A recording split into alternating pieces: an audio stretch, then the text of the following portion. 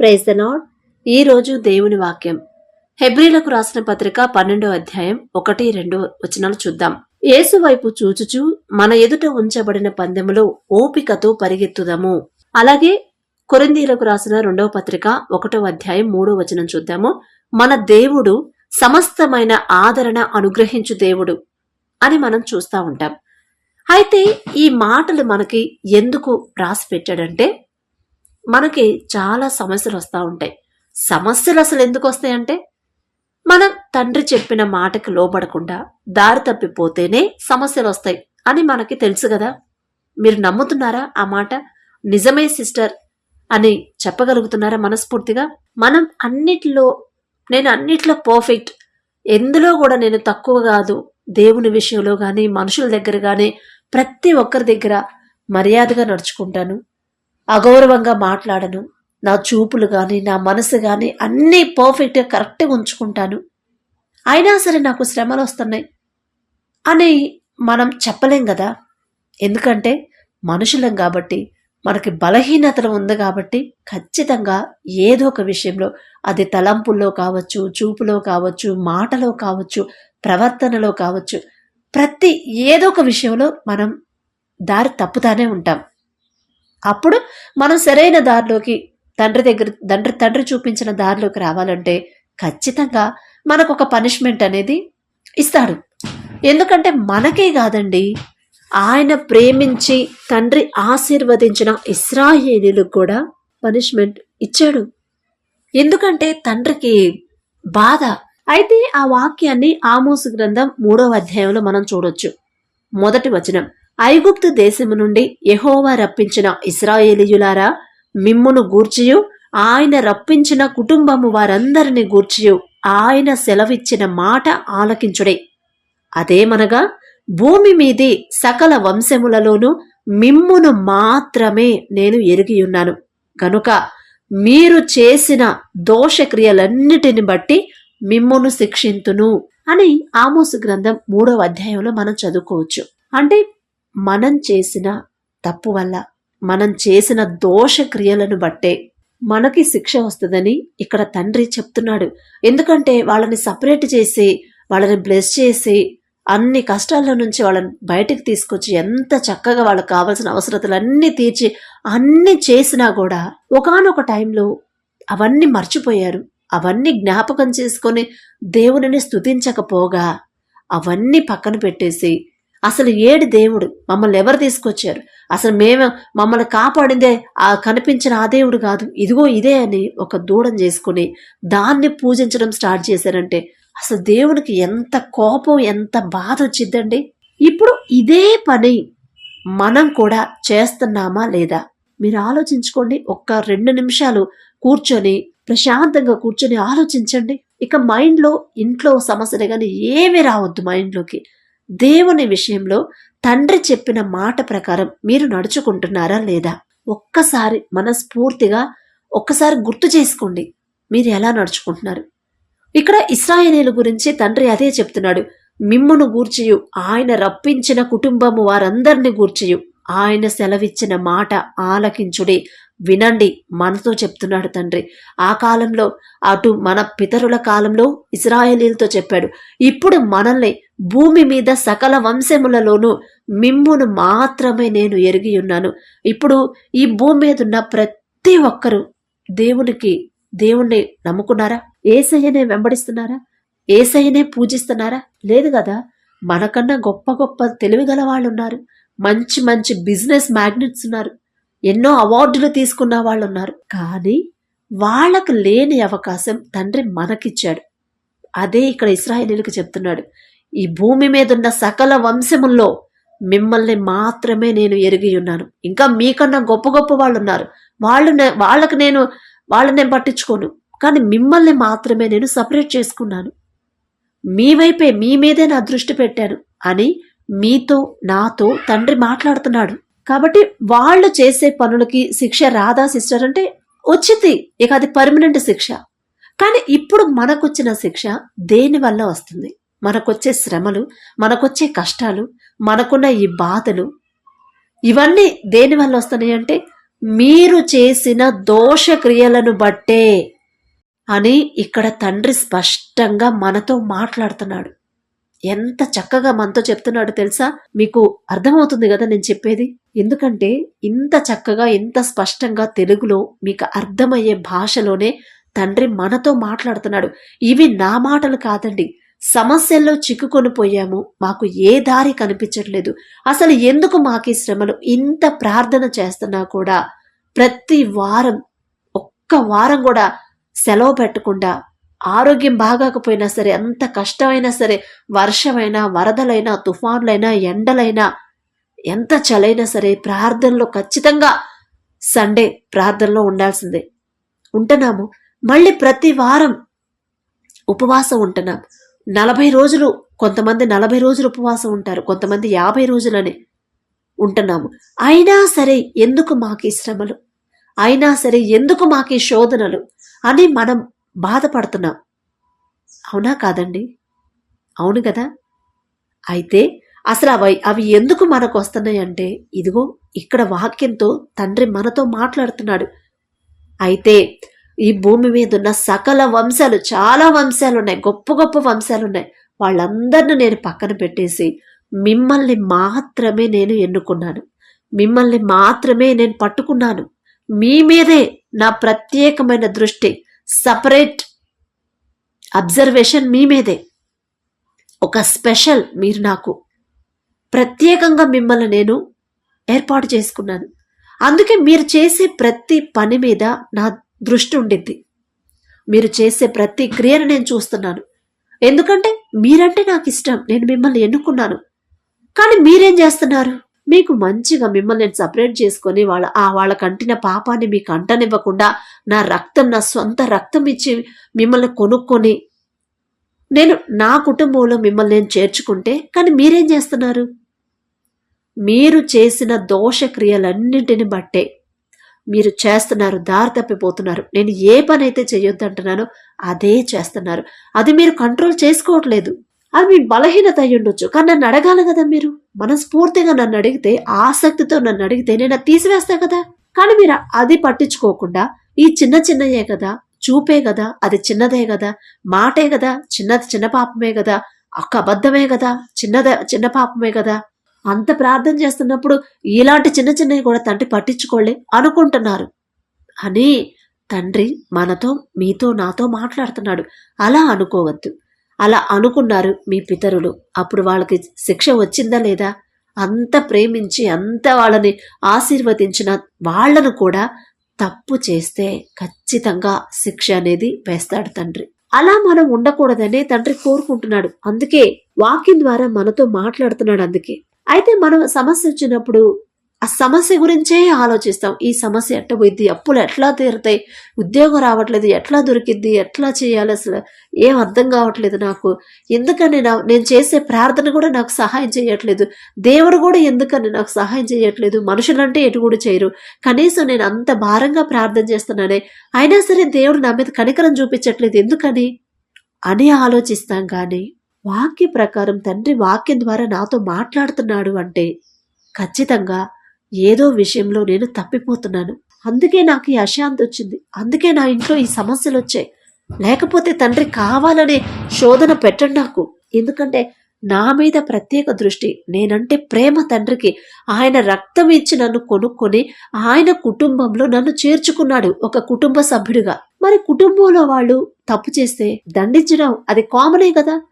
తండ్రే కాదు, మనం కూడా దండిస్తాం కదా మన బిడ్డల్ని. ఎందుకంటే అది తప్పు కాబట్టి, తప్పుదారి.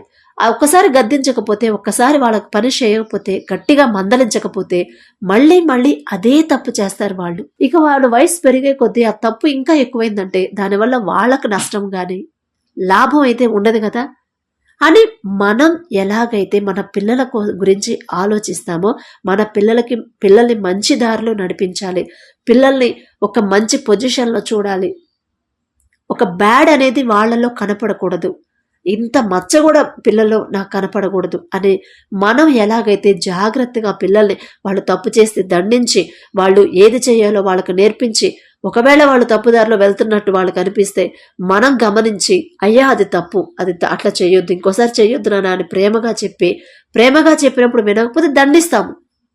కానీ ఎలాగైనా ఆ తప్పు చేయకుండా ఆపాలనే చూస్తాం, కానీ ఆ తప్పు కంటిన్యూ చేయాలని మనం కోరుకుంటామండి? మీరు ఆలోచించండి. మన బిడ్డల విషయంలో మనం ఎంత జాగ్రత్త తీసుకుంటాం. వాడు తప్పుదారిలో వెళ్తున్నాడు, రాంగ్ రూట్లో డ్రైవ్ చేస్తున్నాడు, ఇది రాంగ్ రూట్ నానా, ఆపోజిట్లో మరి వెహికల్స్ వస్తాయి, యాక్సిడెంట్ అయింది, వద్దు, ఇది యాక్సిడెంట్ వల్ల నీకు దెబ్బలు తగలొచ్చు లేదా ప్రాణమే పోవచ్చు, వద్దు అని ఆ దారిలో పోనివ్వకుండా మన బిడ్డలు ఆగిపోయేదాకా మనం చెప్తానే ఉంటాం, మనం విసుక్కోకుండా. అయినా సరే వినకపోతే ఒక 2 దెబ్బలు వేస్తేనే సరే ఆ దారిలో పోనివ్వం. ఎందుకంటే బిడ్డల మీద మనకున్న ప్రేమ. వాళ్ళకి ఏదన్నా అయితే మనం తట్టుకోలేం కదా. ఇలాగే ఆలోచిస్తారండి మన తండ్రి. ఎందుకంటే మనల్ని మాత్రమే ఇంత పెద్ద ప్రపంచంలో, ఇంత పెద్ద భూమి మీద మనల్ని మాత్రమే తండ్రి మన మీదే దృష్టి పెట్టాడు కాబట్టి, మనల్ని ప్రత్యేకపరిచాడు కాబట్టి. అయితే అసలు మనం తప్పులు చేయకుండా ఉండాలంటే ఏం చేయాలంటే, హెబ్రీలకు రాసిన పత్రిక 12వ అధ్యాయం 1వ వచనంలో చూస్తే, యేసు వైపు చూచుచు మన ఎదుట ఉంచబడిన పందెములో ఓపికతో పరిగెత్తుదాము. మనం తప్పు చేస్తున్నాం, ఆ తప్పు సరిదిద్దుకోవాలి, తండ్రి దగ్గరికి వెళ్ళాలి, తండ్రి దగ్గరికి వెళ్ళి తండ్రి వైపు చూడాలి. అయ్యా, నేను ఏ విషయంలో తప్పిపోయాను, నాకు తెలియట్లేదు, దయచేసి నాకు తెలియజేయండి, లేదా నేను చేసిన తప్పులు క్షమించండి, ఇంకోసారి ఆ తప్పు జోలికి వెళ్లే మనసే నాకు రానివ్వద్దు అని తండ్రి వైపు చూస్తే ఖచ్చితంగా తండ్రి మనకి సహాయం చేస్తాడు. ఆ సమస్యల నుండి, ఆ తప్పు నుండి మనం ఆ తప్పు ఎలా సరిచేసుకోవాలో మనకు నేర్పిస్తాడు. సరిచేసుకున్న తర్వాత ఆ సమస్యల గుండా వెళ్ళేటప్పుడు కూడా మనం ఎలా ధైర్యంగా, ఓపికతో, సహనంతో ఉండాలో తండ్రి మనకు నేర్పిస్తాడు. ఎప్పుడు నేర్పిస్తాడంటే తండ్రి వైపు చూస్తూ ఉంటే. ఏదన్నా సమస్య వచ్చిందంటే సమస్యల వైపు కాదు మన దృష్టి ఉండాల్సింది, దేవుని వైపే ఉండాలి, తండ్రి మీదే ఆనుకోవాలి. నేనే ఏదో తప్పు చేశానయ్యా, ఇప్పుడు ఇశ్రాయేలీయులు తప్పు చేసినందుకే కదా మీరు చేసిన దోషక్రియలను బట్టే మిమ్మల్ని శిక్షిస్తున్నాను అని చెప్పాడు. ముందే చెప్పాడు తండ్రి. చెప్తాడు ఖచ్చితంగా ఏదో ఒక రూపంలో. మీరు తప్పిపోయారు, అందుకే మీకు శిక్ష పడుతుంది. పాత నిబంధన కాలంలో అయితే యాజకుల ద్వారా గాని, దైవజనుల ద్వారా గాని, మోషే గారి ద్వారా, ప్రవక్తల ద్వారా వాళ్ళకి చెప్పిన తర్వాత, ఇదిగో వాళ్ళు ఈ దారిలో నడుస్తున్నారు, నన్ను మర్చిపోతున్నారు, నా నుంచి దూరం అయిపోతున్నారు, లోకంలో బ్రతుకుతున్నారు, కాబట్టి వీళ్ళకి ఈ శిక్ష వేస్తాను. కనీసం ఆ శిక్ష పడిన తర్వాత అయినా వాళ్ళు నా దగ్గరకు వస్తే చాలు. వస్తారు. అలానే వాళ్ళు భరించలేనంత శిక్ష అయితే వాళ్ళకి వెయ్యను. ఎందుకంటే వాళ్ళంతా కష్టపడుతుంటే నేను చూడలేను. నాది సున్నితమైన మనసు అని తండ్రి చెప్తాడు ఖచ్చితంగా. ప్రవక్తలతో చెప్పిన తర్వాత వాళ్ళు హెచ్చరిస్తారు, ప్రజలను హెచ్చరిస్తారు. అయినా సరే వాళ్ళు మార్చుకోకపోతే, వాళ్ళ పద్ధతి మార్చుకోకపోతే అప్పుడే వాళ్ళకి పనిష్మెంట్ ఇచ్చాడు. తెగుళ్ళు వచ్చాయి కదా ఇజ్రాయేలీయులకి అరణ్యంలో వచ్చేటప్పుడు. ఎన్ని తెగుళ్ళు వచ్చాయి? ఇదే వాళ్ళు పదాగా దేవుణ్ణి విసిగిస్తా ఉండేవాళ్ళు. ఇదంతా అసలు ఎంత చేసిన తండ్రిని స్తుతించకపోగా ఎంత విసిగించారంటే దేవుని మనసు విసుగుపుట్టిందంట. అసలు నొచ్చుకుని అంత విసిగించారు. మనకు కూడా చిరాకు వచ్చింది కదా. ఇప్పుడు మనం ఎవరికైనా హెల్ప్ చేసాము, వాళ్ళు వచ్చి మనకు థ్యాంక్స్ చెప్పకపోగా, ఏది నువ్వు చేసింది, నువ్వు కాదులే చేసింది, నాకు ఎట్లా మాట్లాడేవనుకోండి, ఇంకెలా ఉండిద్ది మనకి? ఏందమ్మా నువ్వు చేసిన సహాయం, నాకు ఏం చేసావు చెప్పు, అది ఎంత పెద్ద సహాయం అంట అని అట్లా మాట్లాడేవారు అనుకోండి వాళ్ళు మన గురించి, మనకు ఎలా ఉండిద్ది?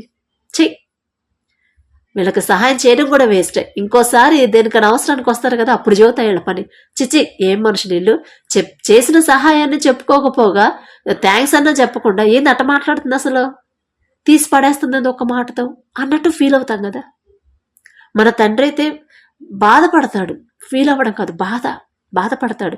నా పిల్లలు ఎందుకు అట్లా నన్ను ఎందుకు దూషిస్తున్నారు, నా నుంచి ఎందుకు దూరం అవుతున్నారు, దూరం అయిపోయి వాళ్ళ సొంత తెలివితో వేరే దాన్ని చేసుకుని వాటికెందుకు పూజిస్తున్నారు అని తండ్రి బాధపడి, ఆ బాధలో నుంచే వాళ్ళకి శిక్ష వేయకపోతే వీళ్ళు మాట వినరు, ఇంకా పాపంలోనే పడిపోతారు అని వాళ్ళని సరైన దారిలో నడిపించడానికే పనిష్మెంట్ ఇస్తాడు కానీ మనల మీద కోపం ఉండో ద్వేషం ఉండో కాదండి మన తండ్రి. అయితే ఫస్ట్ సమస్యలు వచ్చినప్పుడు ఏం చేయాలో నేను ప్రతి వాక్యంలో ఖచ్చితంగా ఈ మాట రావాల్సిందే. ఎందుకంటే మీకు అలవాటు అవ్వాలి, ఆలోచన రావాలి. ఫస్ట్ ఏదైనా ప్రాబ్లం ఉంది ఇంట్లో అంటే ఖచ్చితంగా నేను ఎలా నడుచుకుంటున్నాను, దేవునికి ఇష్టంగా నడుచుకుంటున్నానా లేదా, ఎవరినన్నా ఇబ్బంది పెట్టానా, బాధ పెట్టానా, లేకపోతే మోహపు చూపులు ఏమైనా చూస్తున్నానా, నా మనసులో ఎవరి మీద ద్వేషం ఉందా, అది నా అక్క అయినా చెల్లైనా నా బంధువులైనా రక్త సంబంధికులైనా స్నేహితులైనా దూర బంధువులైనా సరే ఎవరైనా సరే ఎవరి మీద నాకు నా మనసులో నాకే తెలియకుండా ద్వేషం ఏమన్నా వచ్చిందా అని ఆలోచించుకొని అది గనక మీరు సరి చేసుకోగలిగితే ఖచ్చితంగా మన ఇంట్లోకి ఆశీర్వాదాలు తప్ప సమస్యలు అనేవి ఉండవండి. మీరు గమనించండి, ఎన్ని కుటుంబాలైనా చూడండి, మీకు తెలిసిన క్రైస్తవ కుటుంబాలు ఎన్ని కుటుంబాలైనా చూడండి, ఇప్పుడు అన్యులు ఉన్నారంటే వాళ్ళకి తెలియదు అసలు. వాళ్ళకు చెప్పిన అంటే తండ్రి దృష్టిలో ఎవరైతే ఉంటారో వాళ్ళకే వాక్యం చేరింది. ఎవరినైతే తండ్రి ఎన్నుకుంటాడో వాళ్ళకి వాక్యం చేరింది. వాళ్ళని బట్టి ఇంకా దేవుని చిత్తమైతే మనం అన్యులకు చెప్పినప్పుడు వాళ్ళ హృదయం కూడా తండ్రి పట్టుకుంటే తిప్పుకుంటాడు, ఇక తిప్పేస్తాడు ఇటు. అయితే మనం చర్చికి వెళ్తా, ప్రార్థన చేస్తా, ఉపవాసం ఉంటా, ఇంత కరెక్ట్గా బైబిల్ ప్రార్థన విషయంలో ఉన్నప్పుడు లోకం విషయంలో కూడా అంతే పర్ఫెక్ట్గా ఉండాలని తండ్రి కోరుకుంటున్నాడు. బలులు అర్పణలు నాకొద్దు, మాట విని మాటకు లోబడమే శ్రేష్టమైనదంట. అసలు మాట ప్రకారం నడుచుకోమని తండ్రి చెప్తున్నాడు. మనం అదే పక్కన పెట్టేసి ప్రార్థనలోనే ఎక్కువ చేస్తున్నాం. ప్రార్థన చెయ్యాలి, ప్రార్థన చేయకపోతే అమ్మో దేవునితో మాట్లాడకపోతే ఇంకేమన్నుందా, ఇక మనకు జీవితమే ఉండదు, మన బ్రతికే ఉండదు కదా. అయితే సమస్యలు వచ్చినప్పుడు సమస్య వైపు కాకుండా దేవుని వైపు చూసి, తండ్రి నన్ను క్షమించేదాకా నేను చేసిన అంత ఘోరమైన తప్పు చేశాను కాబట్టి ఇన్ని రోజులు ప్రార్థన చేస్తున్నా నాకు సమాధానం రావట్లేదు అంటే తండ్రి నేను అంత బాధ పెట్టుంటాను, నాకే తెలియకుండా తండ్రి మనసు ఎంత నొచ్చుకుందో నా వల్ల. మరి ఆ బాధ అంతా తగ్గి, ఆ కోపమంతా తగ్గి మళ్ళీ మన మీద కనికరం రావాలంటే మనం ఓపికతో సహనంతో ఎదురు చూడాలి కదా. అలా కాకుండా దేవుని దూషించి ప్రార్థన చేయడం ఆపేస్తే ఈ తండ్రి మనసు ఇంకెంత నొచ్చుకునిద్ది.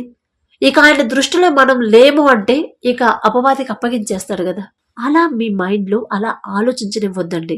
నేను తప్పు చేశాను కాబట్టి నాకు ఈ శిక్ష వచ్చింది, ఇప్పుడు ఈ శ్రమలు నాకు వచ్చాయంటే తండ్రి దీనివల్ల తండ్రి సంతోషపడడు, ఆయన బాధపడతానే ఉంటాడు. అయితే అసలు ఈ శిక్ష రావడానికి ముందు నేను తండ్రిని ఎంత ఇబ్బంది పెట్టాను, నా పనులను బట్టి, నా ప్రవర్తనను బట్టి, నా మాట తీరును బట్టి, మరి ఏ విషయంలో తండ్రిని ఎంత బాధపడి ఉంటాడు నా తండ్రి నా ప్రవర్తన వల్ల. తండ్రి ఎంత బాధపడి ఉండకపోతే నన్ను దారి తప్పిపోతున్న నన్ను నా మీద మళ్ళీ కనికరపడి సరైన దారిలో నడిపించడానికి ఈ శ్రమలు నాకు అనుమతించాడు. నాదే కదా తప్పు, నేను చేసిన తప్పుకి తండ్రి మనసు నొచ్చుకుంది కదా. అంత గొప్ప తండ్రి, అంత సున్నితమైన మనసుని నేనెందుకు బాధ పెట్టాను, అసలు నేనెందుకు అంత నొచ్చుకునేలా నేనెందుకు ప్రవర్తించాను. మరి ఆయన కోపం నా మీద ఉన్న ఆ కోపం తగ్గిందాకా నేను వెయిట్ చేయాలి కదా. తండ్రి మళ్ళీ నాతో మాట్లాడేదాకా, తండ్రి మళ్ళీ నా మీద కనికర పడేదాకా, నేను చేసిన తప్పు క్షమించేదాకా, తండ్రి మనసు కుదుట పడేదాకా నేను జాగ్రత్తగా ఓర్పు సహనంతో నేను వెయిట్ చేయాలి కదా అని ఆలోచించండి. ఆలోచిస్తే ఖచ్చితంగా ప్రార్థనకి జవాబులు వస్తాయి. ప్రార్థనలకి జవాబు రావాలంటే ఓపిక, సహనం, ఓర్పు అనేది చాలా అవసరం. ప్రార్థనకి జవాబు రావట్లేదని చాలా మంది చాలా బాధపడిపోతున్నారు, దేవుని కూడా దూషిస్తున్నారు కొంతమంది. చాలా చాలా తప్పండి. మనం చేసిన తప్పు ఎంత భయంకరమైంది కాకపోతే మన మీద ఉన్న ప్రేమ తండ్రికి బాధ కలిగించింది. ఆయన తండ్రి మనసు ఎంత నొచ్చుకుంటే మరి మనకి సమస్యలు వచ్చేలా చేస్తాడు. మన దారి తప్పిపోతున్నాం, మనకి మన సమస్యల్లో పడి ఉండడం తండ్రికి ఇష్టం ఉండదు. అయినా సరే మనసు చంపుకొని వాళ్ళు దారి తప్పిపోతున్నారు, నా దగ్గరికి రావాలి, సరైన దారిలో వాళ్ళు నడవాలని. మనకు ఆ శ్రమలు మనకు వచ్చినా కూడా తండ్రి ఏమైనా సంతోషిస్తాడా? మనకు శ్రమల్లో ఉన్నాము, మన కష్టాల్లో ఉంటే చూసి ఆనందించే దేవుడా మన తండ్రి? కాదండి. మనకన్నా బాధపడతాడు. కానీ మనకి ఇక మన మనసు మారాలి అంతే. నా బిడ్డ ఖచ్చితంగా పర్ఫెక్ట్ గా తయారవ్వాలి అంతే. లోకం వైపు ఉండకూడదు, నా బిడ్డ నా వైపే ఉండాలి అనేది తండ్రి ఆలోచన. మన శ్రమలు పోయిందాకా, మన ప్రార్థనకి జవాబు వచ్చిందాకా ఇంకా ఏ విషయంలోనైనా నేను చేంజ్ అవ్వాలా, ఏ విషయంలోనైనా నన్ను నేను మార్చుకోవాలా, నన్ను నేను తండ్రికి ఒక మంచి విశ్వాసిగా తండ్రికి నేను కనపడాలి అంటే ఇంకా నేనేం చేయాలి? నాదే తప్పు నాదే. తండ్రిని ఎంత బాధ పెట్టానో ఈ విషయంలో, ఏ విషయంలో బాధ పెట్టానో నాకు తెలియట్లేదు. నేనే ఇంత బాధపడుతున్నానంటే తండ్రి ఇంకెంత బాధపడి ఉంటాడు నా వల్ల, నేను చేసిన పనుల వల్ల తండ్రి ఎంత నొచ్చుకొని ఉంటాడు మనసు అని అలా ఆలోచించండి. ఖచ్చితంగా తండ్రి జవాబిస్తాడండి. మనం చేసిన తప్పులు మనకు తెలిసేలా చేస్తాడు, మన మనోనేత్రాలు తెరుస్తాడు. ఓర్పు సహనం ఉండాలి. దయచేసి అది అలవాటు చేసుకోండి. కాబట్టి ప్రార్థనకి జవాబు రాలేదని నిరుత్సాహపడద్దు, ప్రార్థనకి జవాబు రాలేదని నిస్పృహలోకి పోవద్దు, దేవుణ్ణి దూషించొద్దు, అస్సలు మాట్లాడొద్దండి. చాలా చాలా ఘోరమైన పాపం అది. మన నోటితో అంత గొప్ప సర్వ సృష్టికర్తని దూషించామంటే అసలు ఇంకేమన్నుందా? ఆయన ఆకాశం, ఆయన సింహాసనం మీద కూర్చున్న తండ్రి ఎక్కడ? భూమి మీద ఉన్న ఆయన పాదపీఠం, ఆయన కాలు భూమి మీద పెట్టుకుంటే భూమి సరిపోయిద్దాం. మరి ఆయన పాదం దగ్గర ఉన్న మనం ఎక్కడ? ఎంత అల్పులమో కదా. ఒక్కసారి మీరు జాగ్రత్తగా ఆలోచిస్తే ఎంత అల్పులం, ఆయన ముందు ఎంత చిన్నవాళ్ళం. అసలు ఆయన తండ్రి వైపు చూసే అర్హతన మనకుందా? లేదు. అయినా సరే తండ్రి కనికరం గల తండ్రి, జాలి గల తండ్రి కాబట్టి ఆయన దృష్టి అంత ఆకాశంలో నుండి కూడా మన మీద దృష్టి పెడుతున్నాడు. ఇంత ఉంటాం కదా మనం, ఎంత చిన్నవాళ్ళము. అయినా సరే ఆయన దృష్టి మన మీద పెట్టి మనం తండ్రి ప్రేమను పొందుకునేలా చేశాడు తండ్రి. మరి మనం దారి తప్పిపోతున్నప్పుడు మనకొచ్చిన శ్రమలు మన వల్లే వచ్చాయి గాని తండ్రి పంపించినయా? కాదు కదా. అవి కూడా, ఆ శ్రమలు కూడా మనం సహించగలిగినంతే, అంతకు మించిన శ్రమలు కాదు. మనం తట్టుకోగలం. ఫస్ట్ ఆ ధైర్యాన్ని తెచ్చుకోవాలి. తప్పు నేనే చేశాను, తప్పు నాదే, నా తండ్రి నేను బాధ పెట్టాను కాబట్టి, నా తండ్రి మనసు ఎంత నొచ్చుకుందో నేను చేసిన తప్పు వల్ల, ఎంత తండ్రి బాధపడి ఉంటాడు. ఈ శ్రమలు, ఈ కష్టాలు చూసి నేనే ఇంత బాధపడుతుంటే నా ప్రవర్తనను బట్టి తండ్రి ఇంకెంత బాధపడి ఉంటాడు. అసలు నేనెంత ఘోరమైన పాపిని, తండ్రిని అంత సర్వ సృష్టికర్తనే బాధ పెట్టానంటే నేను ఎంత ఘోరమైన పాపిని అని మనల్ని మనం పరిశీలన చేసుకుని దేవుని పాదాలు పట్టుకోవాలి. తండ్రి పాదాలు పట్టుకుని క్షమాపణ అడగాలి. ఆయన పాదపీఠం భూమి మీద ఉన్నాం మనం. తండ్రి పాదం భూమి మీద ఉంది, ఆ భూమి మీద మనం ఉన్నాం. ఆయన పాదాలు పట్టుకుని క్షమాపణ అడగాలి మనస్ఫూర్తిగా. ఖచ్చితంగా తండ్రి క్షమిస్తాడు. ఆ క్షమించిందాక మనం వెయిట్ చేయాలి. ఇప్పుడు ఎవరైనా సరే మనం ఎవరికన్నా ద్రోహం చేసినా, ఎవరి విషయంలో మనం తప్పు చేసామంటే తర్వాత రియలైజ్ అయ్యి వాళ్ళ దగ్గరికి వెళ్ళి క్షమాపణ అడుగుతాం. వాళ్ళు పట్టించుకోరు. వద్దు, మీరు వెళ్ళిపోండి ప్లీజ్, రావద్దు అంటారు. మళ్ళీ వెళ్తాం, మన మనసు ఒప్పుకోవట్లా, మళ్ళీ వెళ్తాం. వాళ్ళు దయచేసి ఇంకోసారి రావద్దు అంటారు. అయినా సరే మనం మళ్ళీ వెళ్ళామనుకోండి, ఒక 5-6 సార్లు వెళ్ళామనుకోండి, క్షమించకుండా వదిలేస్తారా? లేదు కదా. ఎందుకంటే తప్పు నేను చేసి వాళ్ళని దూషించాను అనవసరంగా, వాళ్ళ తప్పు ఉందని వాళ్ళని అపార్థం చేసుకున్నాను కాబట్టి మనం వెళ్ళి సారీ చెప్పాలి. అయినా వాళ్ళు క్షమించట్లేదు. ఒక 5-6 సార్లు వెళ్ళిన తర్వాత వాళ్ళంతటా వాళ్లే మన ఎదురొచ్చి, సార్ అన్నిసార్లు రాకండి, పర్వాలేదు సార్, నేను మొదట్లో పట్టించుకోలేదు కానీ లేదు మీరు ఇన్నిసార్లు తిరుగుతారని నేను అనుకోలేదు, పర్వాలేదు సరే ఇంకేం పట్టించుకోవద్దు, నేను నా మనసులో అయితే ఏం పెట్టుకోవట్లేనండి మీ మీద, క్షమించేసాను పోండి అని చెప్తే అప్పటిదాకా మనం వెయిట్ చేస్తాం కదా. అలా వెయిట్ చేయాలి. తండ్రి దగ్గరకు వచ్చినప్పుడు మన ప్రార్థనకి జవాబు రావాలంటే మనం ఎంత బాధ పెట్టుంటాం తండ్రిని, ఆయన మనసు ఎంత నొచ్చుకొని ఉండిద్ది. మరి అంత బాధ పెట్టిన తండ్రి, ఆ బాధ మనం పోగొట్టాలంటే మనం ఎన్నిసార్లు సారీ చెప్పాలి, ఎన్నిసార్లు ఆయన పాదాలు పట్టుకొని క్షమాపణ అడిగితే ఆయనకున్న బాధ పోయింది. ఆ బాధ పోయిందంటే ఖచ్చితంగా ప్రేమ వచ్చింది మన మీద. అప్పుడు జవాబిస్తాడు. అరే ఇన్నిసార్లు వస్తుంది నా దగ్గరికి, తను చేసిన తప్పు తెలుసుకొని నా పాదాలు ఇన్నిసార్లు పట్టుకుంటుంది, సరే పోని నా బిడ్డ తెలియక చేసిందిలే అని క్షమిస్తాడు. మనకు జవాబిస్తాడు. మన ఇంట్లో సమస్యలు తీసేస్తాడు. కానీ వెయిట్ చేయండి. నిరాశ నిస్పృహలొద్దు. ఓర్పు, సహనం, దీర్ఘశాంతం అనేది చాలా ఇంపార్టెంట్ మనకి. కాబట్టి తండ్రి సహాయం అడుగుదాం. దయచేసి అందరు కళ్ళు మూసుకోండి. కృపగల దేవా మీకు స్తోత్రం, రాజాది రాజా మీకు స్తోత్రం, దేవాది దేవా మీకే స్తోత్రం. నా తండ్రి, భూమిని ఆకాశమును సృజించి దానిని ఏకరీతిగా పరిపాలిస్తున్న మా ఘనమైన దేవా మీకే స్తుతి స్తుతి స్తోత్రం ప్రభా. ఆకాశం మీ సింహాసనం అన్నారు, భూమి మీ పాదపీఠం అన్నారు నా ప్రభా. ఆకాశంలో సింహాసనం మీద కూర్చున్న మీరెక్కడ? మీ పాదపీఠం, మీ పాదం పెట్టుకునే భూమి మీద ఉన్న అల్పులమైన మేమెక్కడ నా తండ్రి? మరి మా మీద కూడా మీరు ప్రత్యేక దృష్టి పెట్టినా ప్రభా. మీ కృపలో, మీ ప్రేమ, మీ కాపుదలలో మమ్మల్ని ఉంచిన దేవా మీకే స్తోత్రం. మాకన్నా గొప్ప గొప్ప వాళ్ళు ఉన్నారు, గొప్ప గొప్ప వంశాల వాళ్ళు ఉన్నారు. అయినా సరే వాళ్ళందరినీ పక్కన పెట్టేసి ఇంత గొప్ప ధన్యత, ఎటువంటి అర్హత లేని మాకివ్వడానికి మేమెంత, మా బ్రతికెంత నా తండ్రి. అందును బట్టి మీకే స్తోత్రం ప్రభా. మరి మాకు ఈ శ్రమలు, కష్టాలు వస్తున్నాయి, సమస్యల వైపే మేము చూస్తున్నాం. కానీ మీ మనసు ఎంత నొచ్చుకొనుందో, మిమ్మల్ని ఎంత బాధ పెట్టుంటే, మీ మనసు ఎంత బాధపడుంటే మాకు ఈ శ్రమలు వస్తున్నాయి, మా ప్రార్థనకి జవాబు రావట్లేదని మేము అనుకుంటున్నాం. కానీ మీరు ఎంత బాధపడుతున్నారో మా వల్ల, మా ప్రవర్తన వల్ల మీరు ఎంత బాధపడుతున్నారు అలా ఆలోచించట్లేదు ప్రభా. మా మనసును మార్చండి. మీ వైపే మా మనసు, మా ధ్యాస, మా మనసు అంతా మీ మీదే ఉంచేలా మీ కృప అనుగ్రహించమని, మీ సహాయం మాకు ఇవ్వండి.